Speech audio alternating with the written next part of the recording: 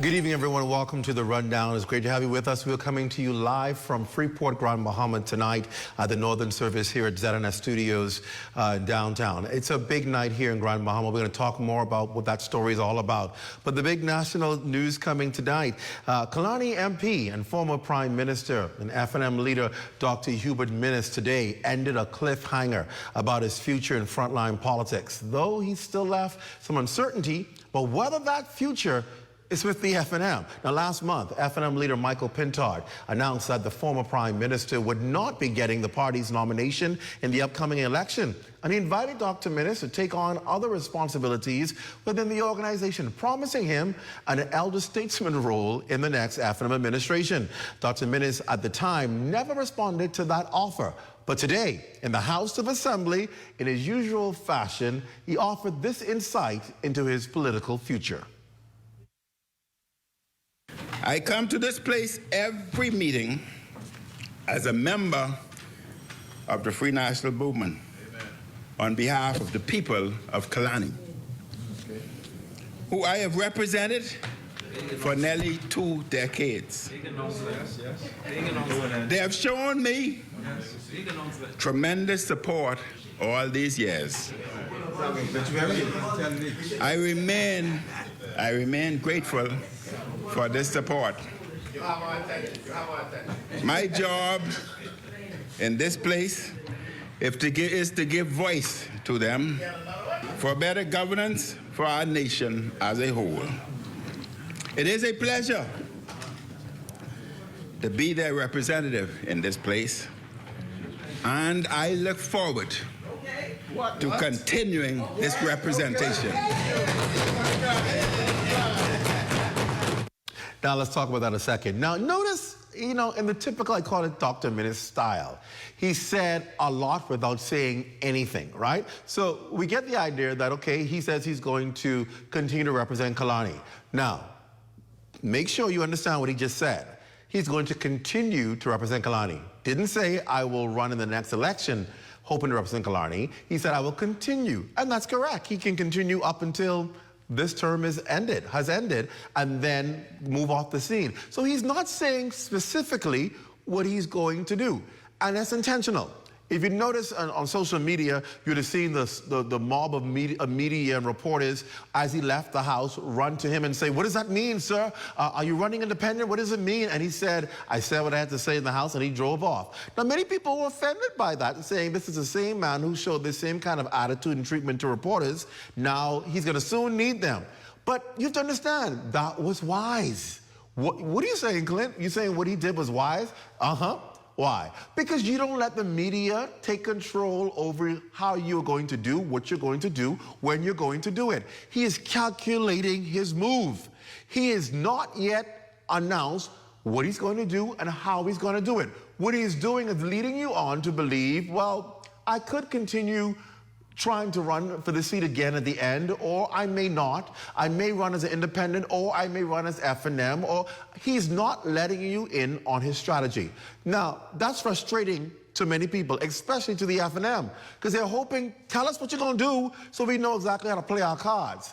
He's not going to do that. He's not going to give you advance notice on what he's going to do because he is calculated. He is going to wait until the right time to strike, and then he'll strike. And he's hoping that his strike will be so impactful, it will throw a lot of people off, including the FNM. So he is calculatingly saying just enough without saying anything so that people can be left wondering, okay, is he gonna do it? Is he not gonna do it? Is he gonna do it independent? Is he gonna do it under the FNM? What is he gonna do? It is pure Dr. Minnis style. It is his strategy. He's intentionally not giving you enough details to figure out his next move. So the saga will continue, and people will be sitting there wondering, is he going to run independent? Is he not going to run? Is he going to be with the FNM? Will he not be with the FNM? It's pure Dr. Minnis style, and it's a calculated good move for a veteran politician. He knows that everybody's waiting on his move to determine their next moves. So smart sense says, you don't make your move just yet. That's what I have to say about that. Well, now let's talk about why we're here in Grand Bahama, all right? Let's get to that story because I think this is important tonight and we have a lot to talk to. While we're going to talk about this particular story, we also have some good news in Grand Bahama to talk about. I'm going to talk about that in the other parts of this show as well. But first to this story, why I spent the entire day at East Grand Bahama in the High Rock community. So, what could have easily been a marriage made in heaven instead of winding up being a damaged relationship with nothing but regret? The multi-million-dollar oil refinery company in East Grand Bahama has changed names from the early years as Burma Oil, many of you remember it as that, then it moved to Statoil, then to Ecuador, and now Leviathan. And while there was some kind of support for community under previous names, residents in the neighboring community of High Rock say one thing that has not changed and is more evident today under the new owners, and that is there's no regard for the people next door in the quaint community of High Rock. In fact, residents complain that since changing ownership, they have literally not heard or seen anyone from the company. Donations, they say, are non-existent, and community assistance pretty much dead. A company which used to provide good employment and great salaries for neighboring residents now operates, according to them, with what was ascribed as mediocre compensation and staff who are afraid to speak up about the alleged injustices for fear of retribution. Take, for example, we're told that owners reportedly told employees that the government won't do anything about them because they know, get this, too much about the government. In another matter, we're told customs officers visited the plant after reports of some other concerns, only to allegedly be told that their names were requested so that the owners could report them to the government. That's right, Bahamians, customs officers. This reportedly left a bad taste in the mouths of the concerned employees who are hoping for intervention.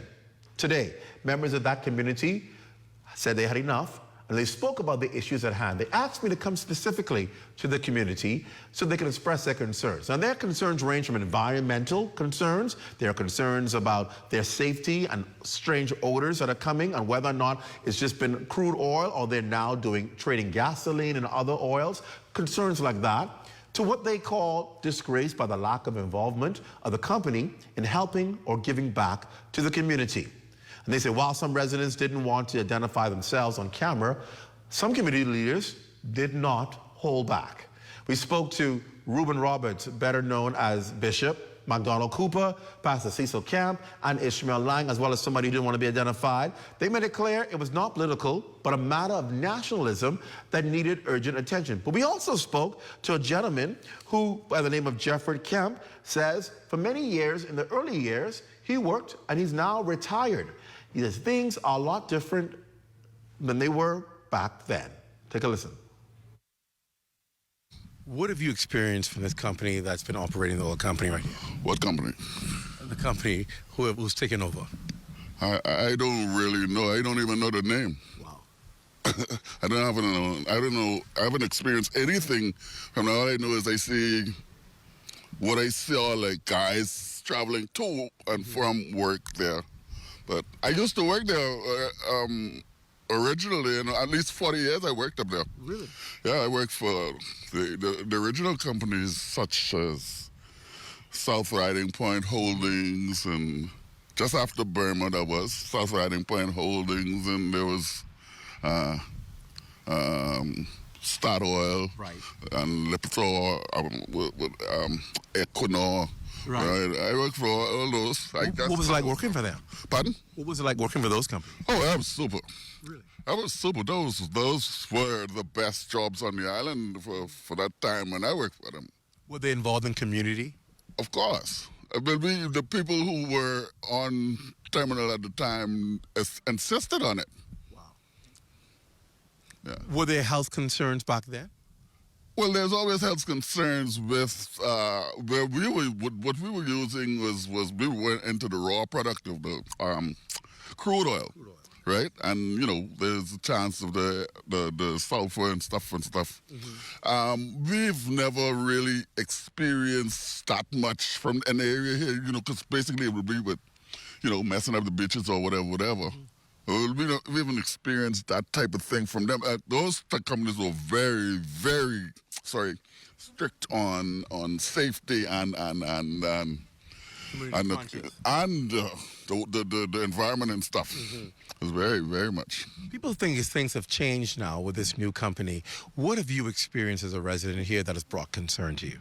I really can't say what I've experienced because I haven't experienced anything. I mean, all I know is that something's going on there. I'm not privy to what it is.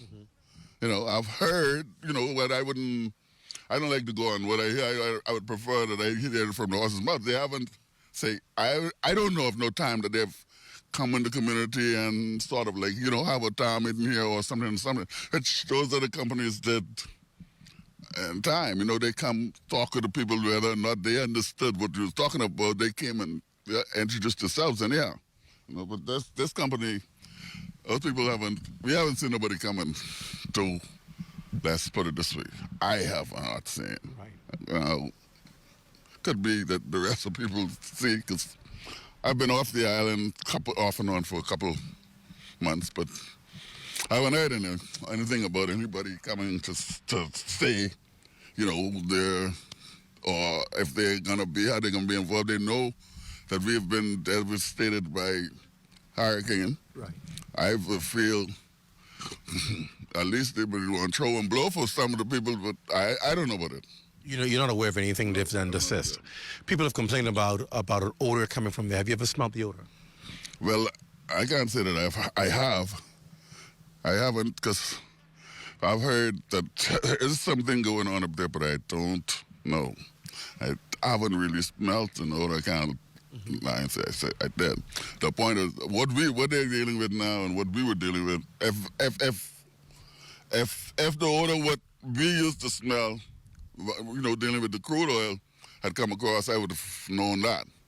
But I haven't smelled nothing insignificant. What would you like to see done by this company who is now running the plant? Well, I would think that, an entity coming into an area like this, auto settlement area and stuff, should at least try to involve themselves with the peoples in the area somehow, or show their face per se, make something that you can say, okay, start or whatever the company name.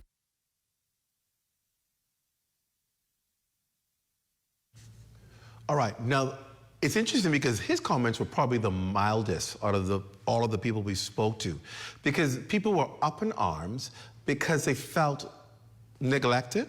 They felt a company that's so close to them making millions of dollars should at least assist the community. They feel that has not happened. They feel that requests for donations have fallen on deaf ears. And when we talk about the environmental concerns, there were those who said, listen, we are afraid.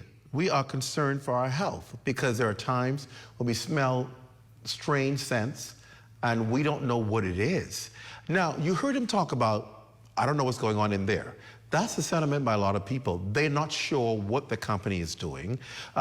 They receive information from employees that work in there that it's allegedly not just crude oil, that they perhaps may be doing something else they may not have been initially licensed to do, and that there are concerns about people's health in the area. The dock used to be able to accommodate local fishermen vessels, larger ones.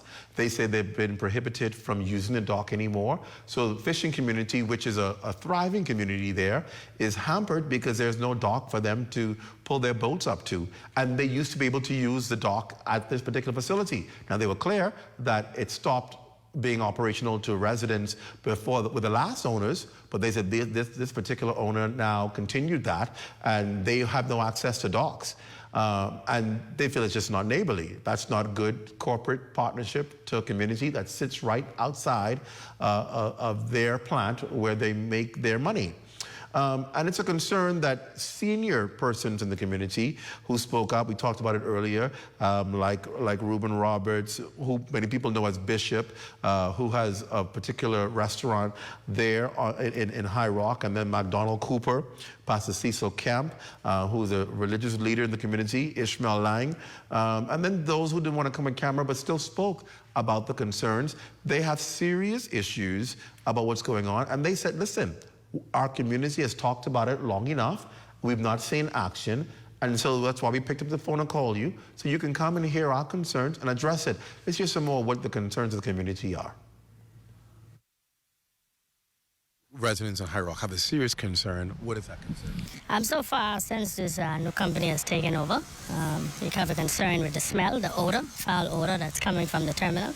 And then we're hearing complaints of what exactly it is that they're storing. And so we're not quite sure on exactly what the facility is holding, whether it's crude oil, whether it's fine diesel or gasoline. So there's just a lot of unsurety, and then we don't know how safe it really is. We've just experienced a ton of bushfires, and so that had a lot of residents at arms as well, because not knowing the effects that can happen if something like that were to come to the terminal. Again, one of the major issues up here, especially with the company, they've blocked off the ramp that we would publicly use. It's been blocked off before this company took over. We thought, or we were under the impression that when they come in, that they might have done something different. And so the fishing community is hurting right now. There's no ramp in East Grantham, or I should say in High Rock Pacific, that any boat over 14 foot can launch. And most of the guys up here have bigger boats. And so it's just a ton of issues from them. And again, no communication, no sort of relief, no sort of meeting with the community on anything. You know, everybody make it pretty good together, you know. The oil company over the years has provided, no doubt, employment for many of the people who live in this community. Yeah, the company, they did hire some folks. It could be better than what they have done. But this new guy there, this Bridgewater guy, he doing a better job at looking out for the people for the East. And what has happened there, I would like to see them do more for the community, such as the beach out here, at least once a month. Clean up the clean up campaign, clean up the beach, and stuff like that.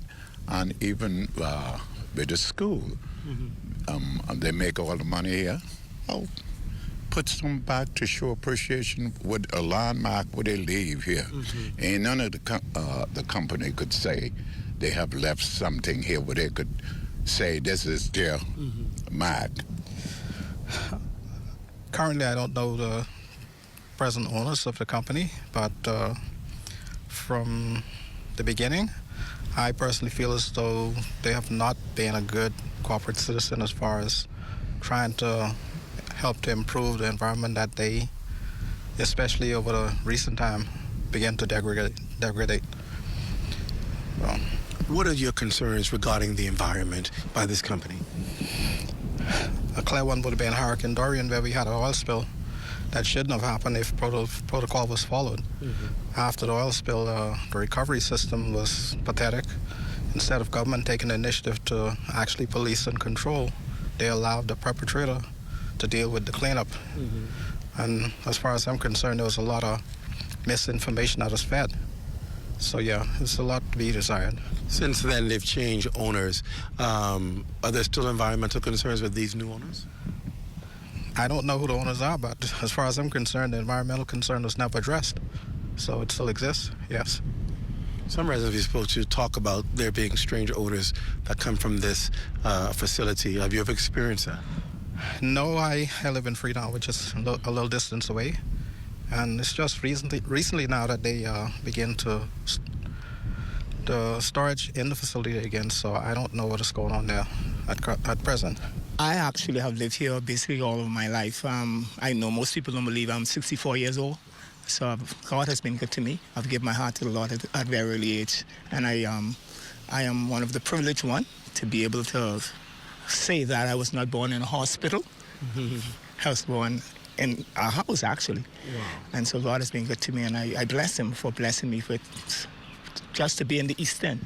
So you've been in a community where this oil company, even though it's turned hands from various companies, it's been here, it's been successful.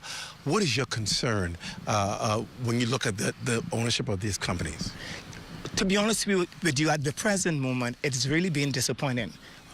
Okay, Burma Oil started in 74. And if you look around, Mr. Watson, there's nothing substantial that has never been done to support our young people. Okay? They have made millions and billions of dollars on our soil. Okay? And have never put in the right mechanism as far as a gymnasium is concerned. This is very disappointing. It is very disrespectful to the East Enders, and it has to stop. This East End has been devastated by Hurricane Dorian. Yes, sir. Any relief from them? Sir, I'm going to be honest with you. I mean, if I would talk from a personal standpoint, it's nil. But, I wouldn't go there. Right. I'm going to live. But it has been very, I would say, despicable. Mm-hmm. Very disheartening as far as what we can see. The support has not been tremendous. And you look around for yourself and you see it. Mm-hmm. Look at the seawall. Mm-hmm. Okay, who excuse for that? Even though our government, we know, Mr. Watson, that our government can only do so much. Mm-hmm. So why should we blame the Progressive Liberal Party? These people are making millions of dollars next door, and look at the seawall. Mm-hmm. Mm-hmm. It is a very, very sad situation. And so as a leader, being pastoring for 35 years, I want to speak out against this. This has to stop. There's nobody who would actually agree that these companies should come in here and make millions and billions of dollars on our soil. You can't do it to their country, so why should they come in the Bahamas and do it to us? And for instance, there have been many reports as far as the way they've been treating our young people on the job. You cannot come on our soil and make millions of dollars, and young people cannot come home with a good salary. At the end of the year, they can't hardly pay their bills. That is so disrespectful. That is so degrading to humanity in a whole. So don't do it to us, okay? We have some of the most brightest, some of the most smartest people, not only in Grand Bahama, Mr. Watson, but in the Bahamas. Mm-hmm. From the East End, they say the wise men come from the East, and I honestly believe that because I am from the East. The lighthouse, we dedicated in 1998, okay? It's still standing, okay? After Dorian, the lighthouse is still standing. God has blessed me that I was able to structure that in honor of the church that I've been pastoring for 35 years. Wow. So this lighthouse is unique because it is the only lighthouse, you can Google it, that is in the world like this. Most lighthouses are built for navigational purposes. Right. This lighthouse that I built was not built for that purpose. It was built for lost and drifting soul. So Cecil can put East End on the map. Even though I was never on it, I mean, I'm going to get my own in heaven one day. Okay? But look at the beauty of it. ZNS has come at, and many other media output came up here over and over and over again. Okay? Just recently, I mean, there's some folks who came to me doing shots on the lighthouse. Mm-hmm. Okay? Where's the contribution? Right. It's sad. Where's the contribution? You're making millions of dollars of my lighthouse and can't send a simple donation to the church? Mr. Watson, this has to stop. They're taking advantage of us. Okay? The company next door, we call the black oil gold, right? And our leaders have to get involved, okay? Mr. Thompson, I respect highly, have to get involved. They got to speak out. They have to stop, okay? Right now, they're dealing with chemicals. I understand they're not storing jet fuel, no, diesel fuel, sorry, and gas fuel. As far as I heard or understand, the engineering process was never designed to store these type of chemicals. If anything happened, High Rock is only about minutes and seconds away. One big explosion and that's it. We can't live in these regions no more. I am a diver. I've lived off the water all of my life. If these things get into our ocean, then what happened to our livelihood? Our young people cannot even go diving no more. The fishermen cannot make any money no more. Mr. Watson, I say to you and I say to this country, I say to the Prime Minister, as a leader, this got to stop. I'm 75 now, and I was born in Old Freetown, a little town down in the area of what they call the bonded area now, with Port Authority took from us and our original families many years ago. And from then, I moved up to High Rock. I was up here from a little boy. I built my home up here, had all my kids. I joined in the community. I was the chief consular, vice chief consular, and town committee chairman at the same time. Wow. Yeah, and I did that, tried to do the best I could. I helped initiate like the power for here, the little clinic that we have. I was part of that. And I built here when all of my friends, a lot of my friends went to Freeport. I said, buddy, I can stay home. And I built home. Wow. No mortgage, catch a little help, but I'm living casual and free from all that bureaucracy right now. You have been here, obviously, and your neighbor right next door is this multi-million-dollar oil company.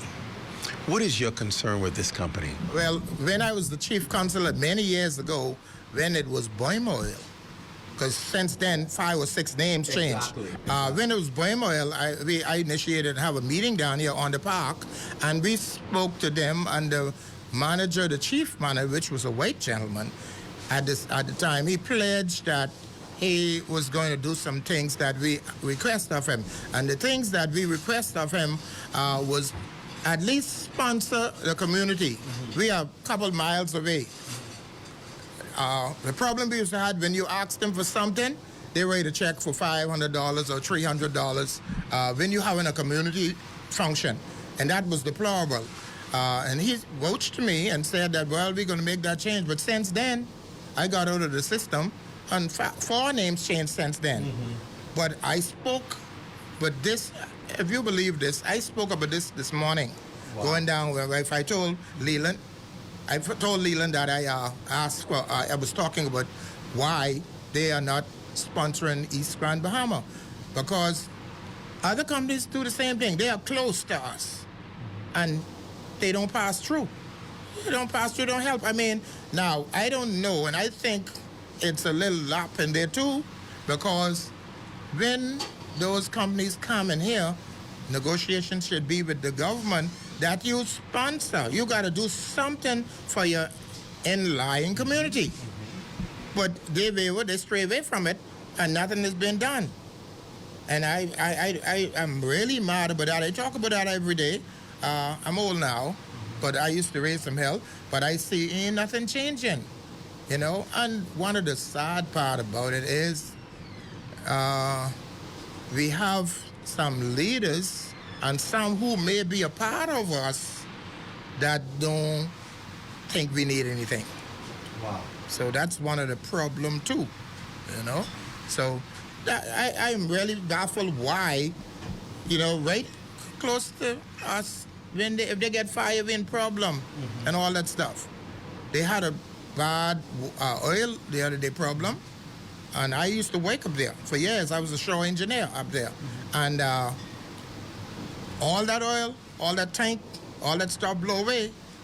And the conclusion was there was no environmental impact on there. You didn't believe that? You know, I know, and the soldiers who crawl the road know that it had to be environmental impact. You can still see indications of the oil that is draining down their tanks.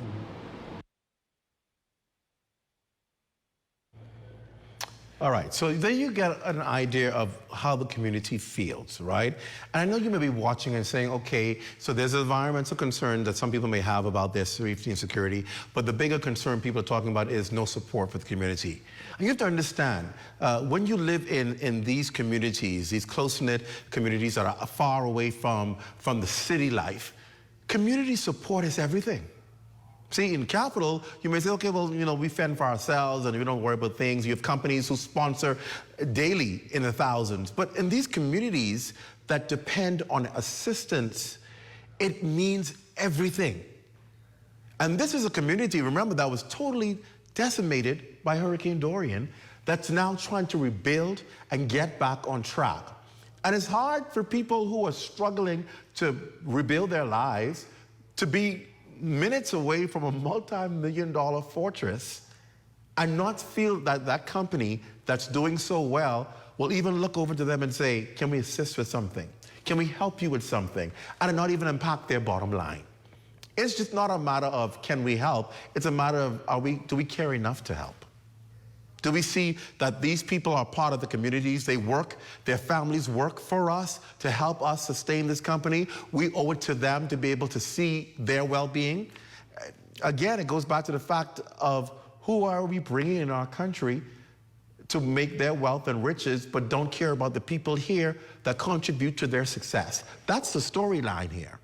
And it speaks to the integrity of companies that come into the Bahamas that ought to be looked at closer to see whether or not, while they're coming to make their millions, that they have a heart to contribute to the building of our communities and to the people that will contribute to them.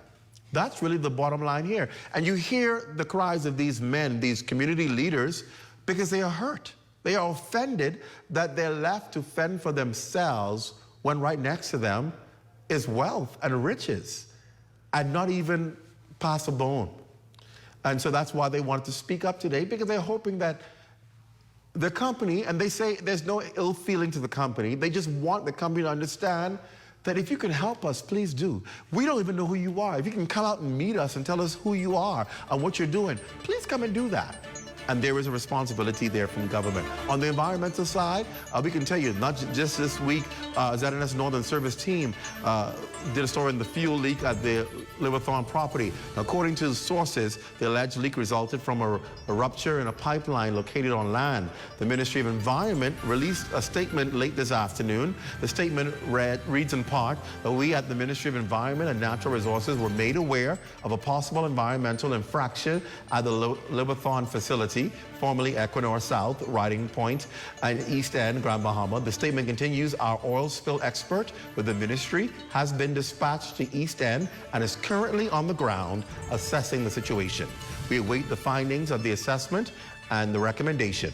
Please be advised that the appropriate actions will be carried out in the best interest of the environment and the Bahamian people.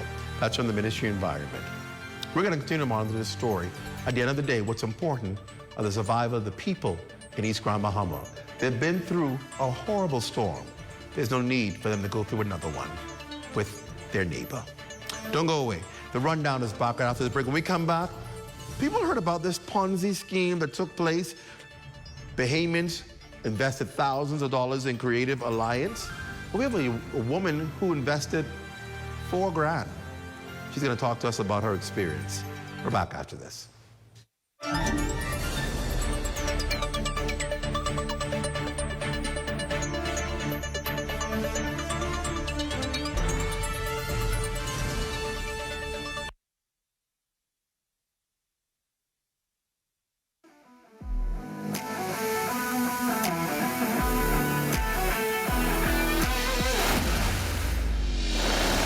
Striping group of companies. We have been in Exuma now for the past 4 years, carrying out our paving program. A part of our company's philosophy is to do some work to international standards. So when you look at our paving division, we have a state-of-the-art lab to do all of our testing in-house, as well as a state-of-the-art asphalt plant with a trained technician carrying out the work on that site. The overall action goal of our company is to produce the work that we're doing in the entire Bahamas to international standards. We also make a difference by the training of our staff. We have a very intensive training program going on to where we are teaching young men how to learn the art of striping. Being a young man myself, I've made mistakes in the past. I was given a second chance to better my life, and it's only fitting that we pass it along. What's important for us is giving them a second chance for them to get a skill and a career that could take them further in life.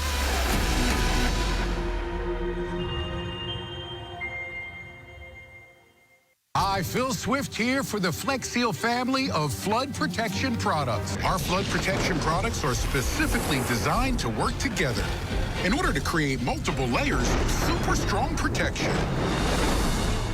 All these windows, doors, seams, and openings have all been sealed up tight. Now there's a new way to protect your home or business from damaging floodwaters.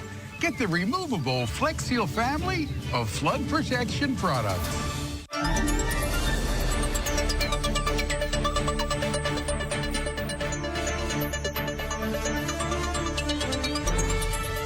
Welcome back to The Rundown. We are coming to you live tonight from Grand Bahama, where we continue to talk about stories that are impacting people in the community. But what began as a promising opportunity to earn money by simply watching videos has turned into a financial nightmare for thousands. Creative Alliance, the so-called business incentive platform, lured users with easy cash and high returns, only to vanish without a trace, leaving victims out tens of thousands of dollars. Later, we hear from one woman caught in the scam who is detailing her experience through a book. But first, here's Ramiko Knowles with another victim story. I woke up the next morning, which was yesterday, to find that the groups, everything was dissolved, and the platform was still up for a minute, and then like midday or so, everything on the screen went white. Shocked and confused, that's how one longtime member of Creators Alliance Limited describes the moment they realized that they could no longer contact the masterminds behind the platform, known as online managers. On Wednesday, April 2nd, all members were abruptly removed from the platform's WhatsApp group, and the entire system became inaccessible. Now, many fear that they have fallen victim to a large-scale scam. I don't know what to think. I feel the same way everybody else is feeling. I feel lost. I feel cheated. I feel like I was played.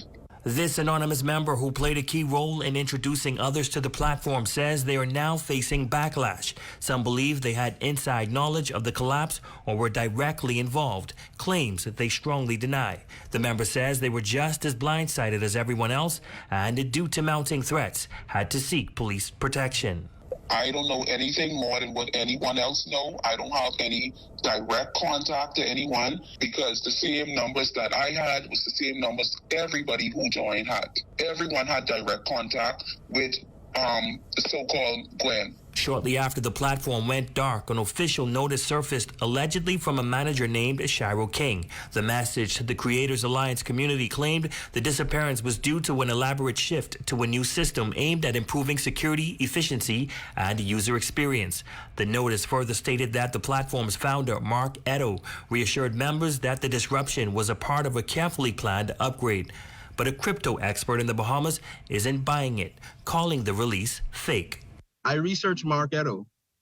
The only thing that came up was Mark Edo, a guy in South Africa who does something with the news. The Mark Edo person they're talking about doesn't exist. The locations that they had on their Google Maps, they do not exist. As investigation continues, thousands remain in limbo, waiting for answers and their money. A lot of people hurting because they did more than they really should have done. And so, of course, because the platform was paying, so I could understand why they did it.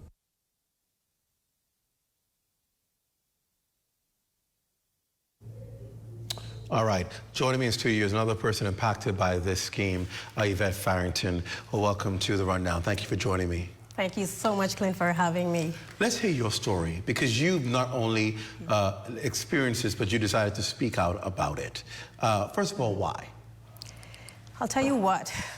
When Creators Alliance collapsed over a month ago, I was determined to do two things.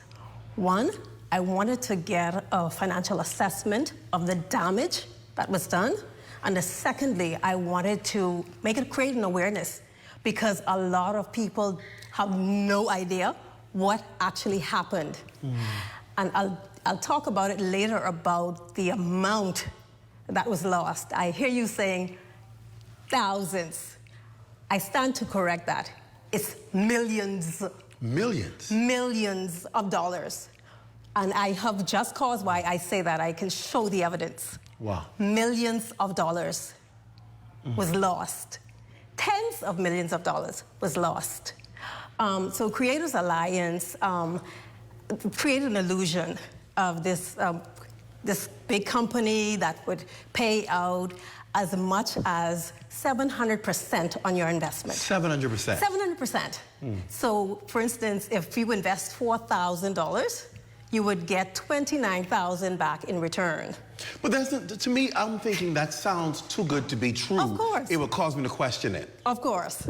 And so when I started with Creators Alliance, and a relative introduced me to Creators Alliance and said that this thing is real, and I refuted it. I was like, I don't believe it, because it's impossible for you to get this kind of return. No one is just going to give you this increase in money for nothing. Well, let me tell you how I became a believer. So a few days after, because I was only in it for 17 days. So much has happened within that 17 days. So many promises.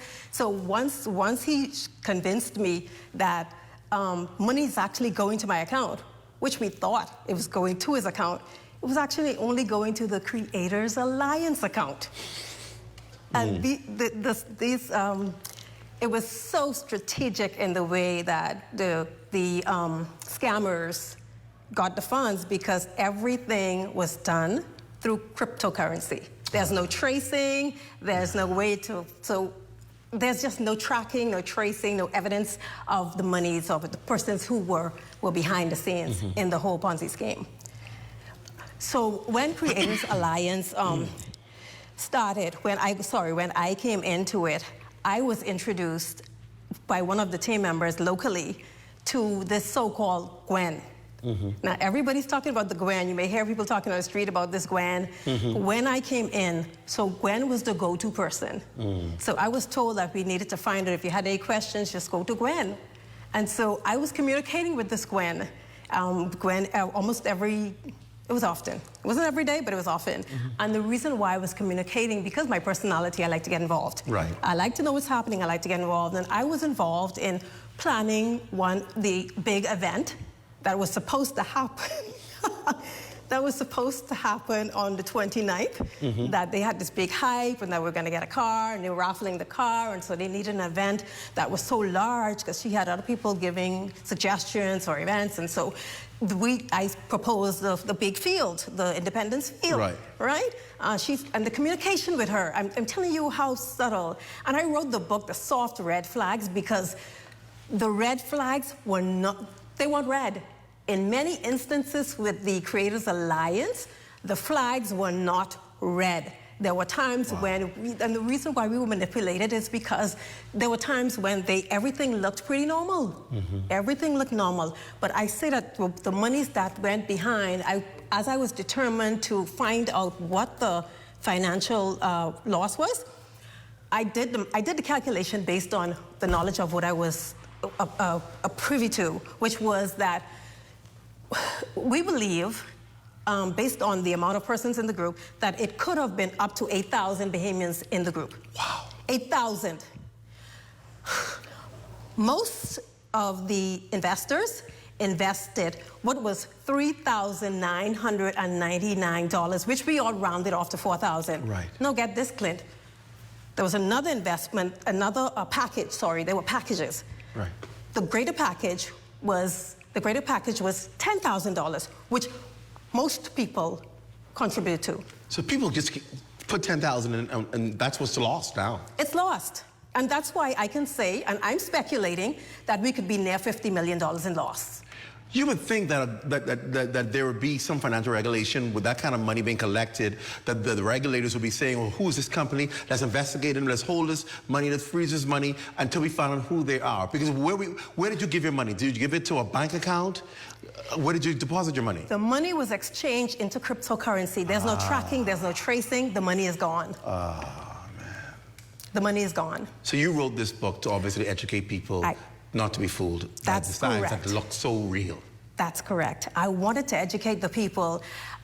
When I set out to do a survey, right? And I contacted the 942 persons that was left within my group. And as I was reaching out to them, the response, Clint, because they did not want to hear about Creators Alliance. They brushed me off the phone because they did not want to call it had a name, and so it was a struggle for me to get the information that I needed. And so with the output of the results of the survey, it was very disappointing, so I didn't get too much into that because I couldn't get all the support from them. But the outcome was that people are so devastated from this loss. They're in grief. I frequently go back to the group where we had, and I mourned the loss. It was a major setback. I can imagine.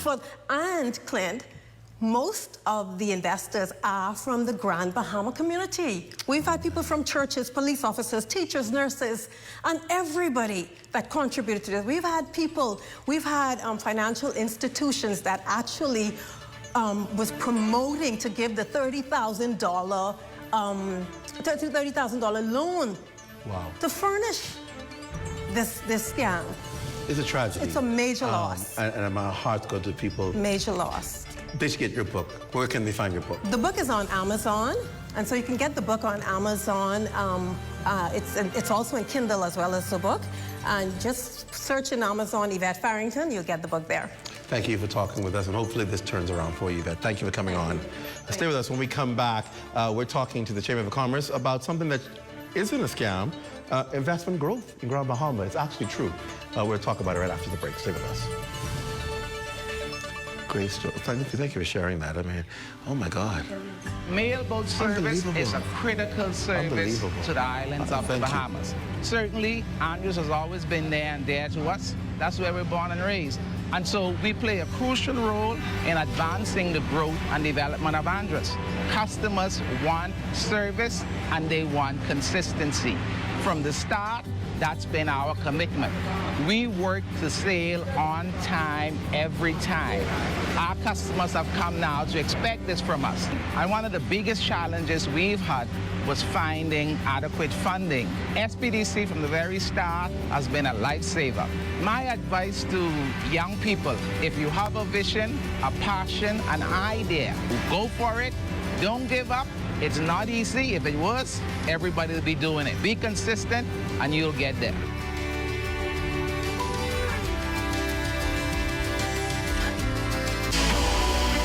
A new chapter awaits the Royal Bahamas Defense Force as Commodore Raymond King, who has led the organization for the past 5 years, bids farewell and makes way for his successor, Captain Floyd Moxey.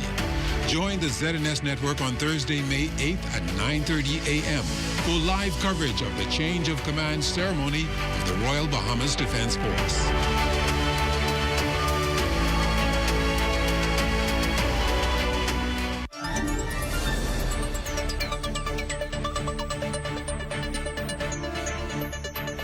Welcome back to The Rundown, coming to you live from Grand Bahama. Special good night to all of you who are tuned in in the Lion's Den or on YouTube or on your various cable platforms or Flow TV, watching in Turks and Caicos Islands around the Caribbean or around the world. It was always a pleasure to have you join us on The Rundown. Tonight, we turn our focus to the island of Grand Bahama as we are here, an island long marked by economic struggles, but now on the brink of a major turnaround. With over $3 billion in new investments on the horizon, the signs of a long-awaited resurgence are finally beginning to emerge. Joining us this evening to discuss what this means for businesses and residents alike is the newly installed president of the Grand Bahama Chamber of Commerce, Dylan Knowles. Sir, welcome to The Rundown and congratulations on your installation. Thank you very much. What does this mean for Grand Bahama? We've talked about this, I think, for the last few months. We've been talking about $3 billion of investments. This is a lot of money, and Grand Bahama's coming back. But what does it really mean for businesses in Grand Bahama? So, Clint, is both an opportunity and a challenge. It's an opportunity in that there will be investments that are going to be bringing business opportunities to Freeport, to Grand Bahama as a whole.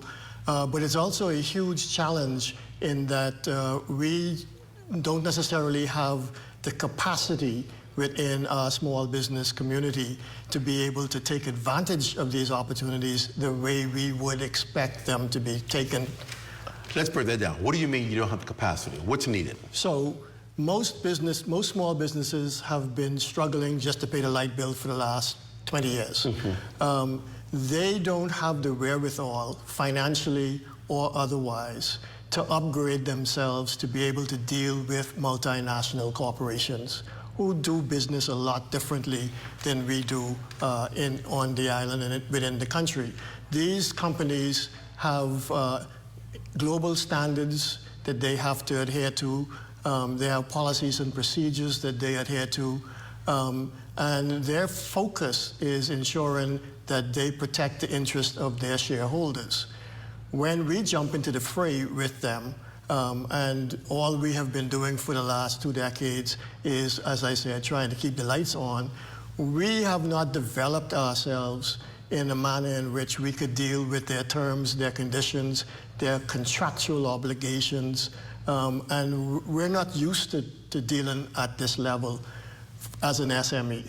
And so the Chamber is going to be very active in trying to help the small businessmen in Grand Bahama to develop that capacity, to be able to talk the talk with a Carnival or a Celebrity Cruise Lines, to be able to review their contractual obligations before they sign on the dotted line, to ensure that they understand what they're getting themselves into, to try to help them to access working capital, which they will need to be able to weather the long cycles that multinational companies often engage in terms of payments.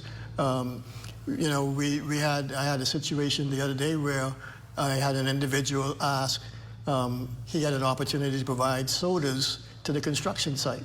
And I asked him if he had the wherewithal to provide 60 days worth of sodas. Because if you can't provide 60 days worth of sodas and you have to wait 45 days for payment on the first month's supply of sodas, you're going to find yourself in a pickle. And so we at the Chamber are going to do our best to be able to help to educate, to help to increase the capacity of these SMEs so that when they do sign these contracts and engage, they're engaging with an opportunity to win and not engaging from the perspective of a automatic loss. Are Grand Bahamian businesses taking advantage of the opportunities provided by government? I'm thinking off the top. SPDC, they were here today giving out grants and giving out opportunities for people to expand their businesses. They've been doing that throughout the country. And so there are opportunities for people who may need to get additional capital to prepare themselves that they can apply, and there are other programs that are doing likewise. Are Bahamians taking advantage of the opportunities available to them to get themselves prepared? So again, we're in partnership with a lot of these entities at the Chamber to make sure that we can get the word out to the relevant parties who would need this assistance, and to help them to work their way through the process. Because the devil is always in the details. Yeah.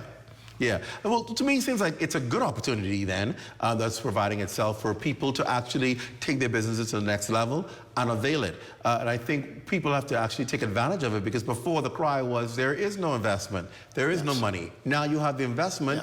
The cry can't be we can't qualify. It's what do we need to do to make sure we can get a part of this. And I think that that's a big role of getting people to get involved and to see once they're involved that they can actually take their businesses to new levels. Absolutely, and that's what we're all about. Chamber obviously is making sure that the businesses are sure up.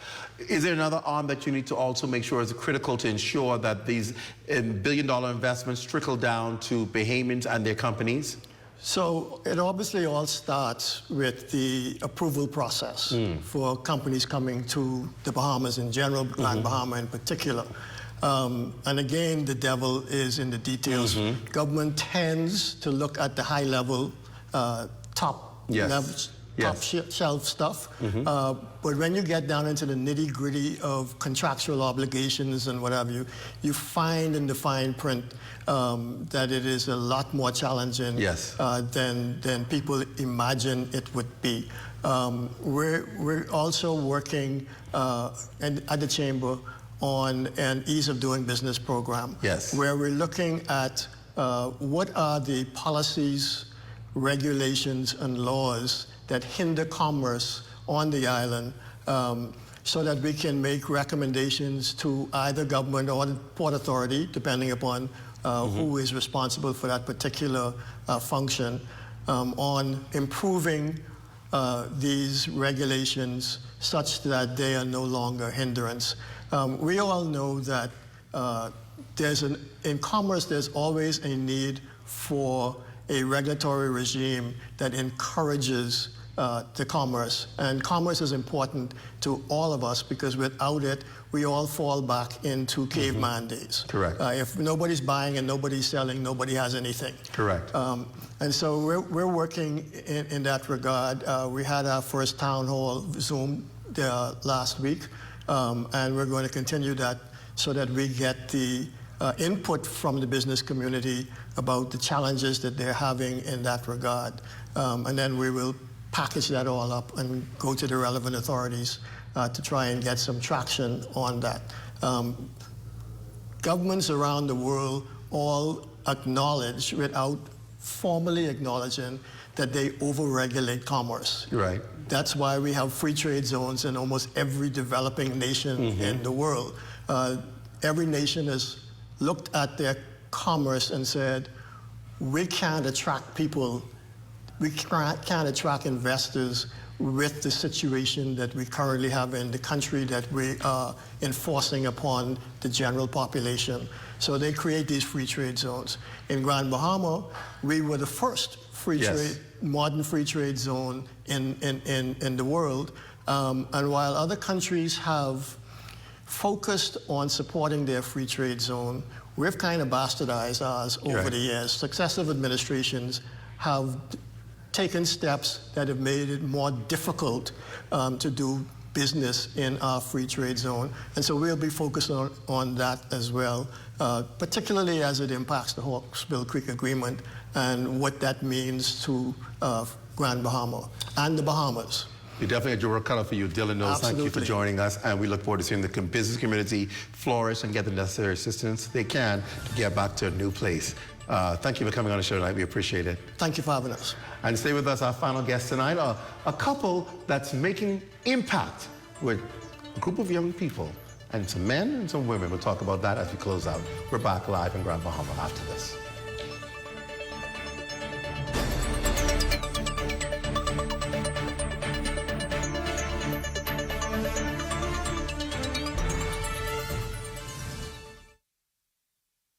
After 30 years of banking, I've decided to take a leap of faith. I moved from banking into an untapped industry, which is manufacturing in the Bahamas. And now we are standing on 3 acres of land on which we're going to be putting the Bahamas' first end-to-end plastic recycling company, Eden Recycling and Manufacturing Company Limited.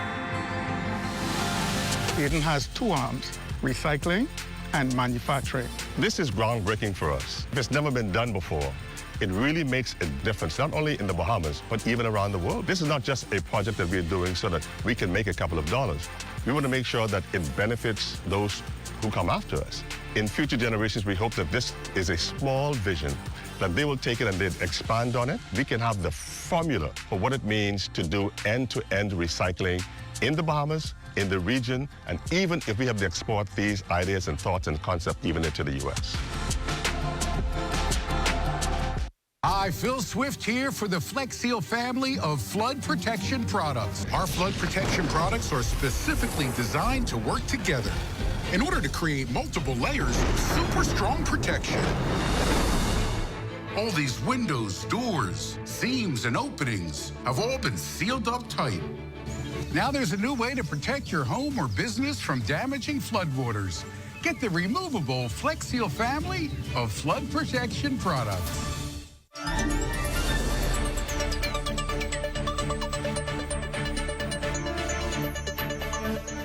We're into our final segment here live from Grand Bahama. We welcome Dudley and Katie Sayed, familiar faces in Grand Bahama and the founders of Reach Out Youth Program, an organization established in 2007. Reach Out began in the Garden Villas community with basketball tournaments, but quickly grew into a vital support network for at-risk youth. From feeding hungry kids to providing school supplies and mentorship, the Sayeds have expanded their work to include now after-school programs, prison visits, and a variety of community workshops. I want to welcome them to the rundown because, of course, indeed, they have done remarkable work. Thank you for being here. Welcome. Thank you. What keeps you going? When I saw the list of what you're doing, I'm saying, boy, and I know what they're doing is a thankless job because people don't understand the challenges you face with the resources, yet you're committed to not only keeping it going, but expanding it. Why do you do this and what keeps you going?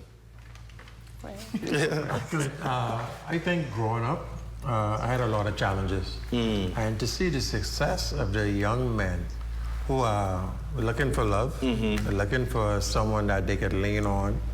And because of our organization, we are able to help a lot of young men who will never have an opportunity to go off to college. We have young men today in the police force because of Reach Out Youth Organization. But what fuels us is just the joy, just to hear those young men when they come around. They normally call me coach, just to see that they just want someone to say, I love you. They haven't heard that from their parents. They haven't heard that from their father. And I think that's what fuels us. And what we learn a lot is during the crisis, such as Hurricane Dorian and the pandemic, most people panic. And I think that's when our organization really goes to work, when people in Grand Bahama, when they are in need. Has government been supportive in your efforts? For the most part, sorry, no. But now we have been getting some assistance from government. You've seen a change? Yeah. He has really believed in what we do. Ministry of Youth, Ministry for Grand Bahama, they have really been assisting us. That must feel like a burden lifted. Oh, gosh. Wow. What it takes to get this organization, keep us financially going, we need about $200,000 a year. Right. Because what happened is we have never stopped giving. Every week we still give about 60 to 80 grocery packages. And you've got to replenish that when you give it out. Yes, and I think people only look at us as a mentoring program. Right. But we assist pregnant ladies. We assist families.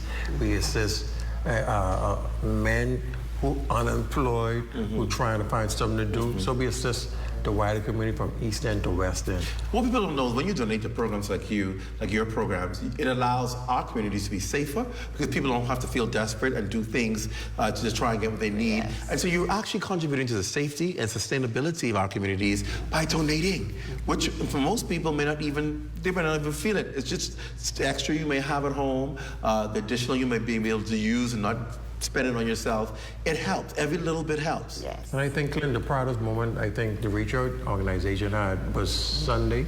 We finally launched the girls program of our organization. Congratulations. We continue. Everyone's asking when we're going to do it. But she's finally in the forefront. People look at me and all the praise. But this organization can't work unless I have a good backbone. And this is for girls between the ages of 8 to 24? Yes. And what do you do with them? We will be doing mentorship, leadership training. You name it, we'll be doing it with them. Congratulations. In different phases. Congratulations on that. Thank you so much. And the work that you continue to do. We sing your praises. I know Saturnes has been a part of your work and outreach. Have they made a difference? I must say, Shishina, when we first started in 2007, she said, Dudley, she's seeing the work that we're doing. People have to see what you guys are doing. So without ZNS, I don't think there will be no Reach Out. So we want to say a special thank you to ZNS. Our pleasure. Also the GB, the Port Authority, Mr. Enroll has never left us. Chances, Gerald Investment, they are persons. But we still need a lot of more help to continue the work that we're doing. But like I said, the Reach Out now have a girls program, and I think sky's the limit for our organization now. Now we have a mentorship with the boys, and finally the girls program here on the island of Grand. Congratulations to you. And if you're out there and you can support even the smallest amount, please reach out to them and let's assist. They're making a difference every day, doing what many of us may not be able to do to make our community safer and more productive and more successful. And so congratulations to Reach Out Bahamas and listen to what you're doing. We're looking for the next program because it seems if you continue to expand and add more and more programs, and Lord willing, as you get more resources, you're able to do that. And so we wish you all the best. Thank you for coming on the show tonight. That's a great note to end on tonight. Yes. Congratulations to you. We want to say a special thank you, Clint, for always inviting us because I think the wider community needs to know more than what we do is just mental. Correct. We continue to help the island of Grand Bahama. Thank you so much for your work. That does it for us from Grand Bahama tonight.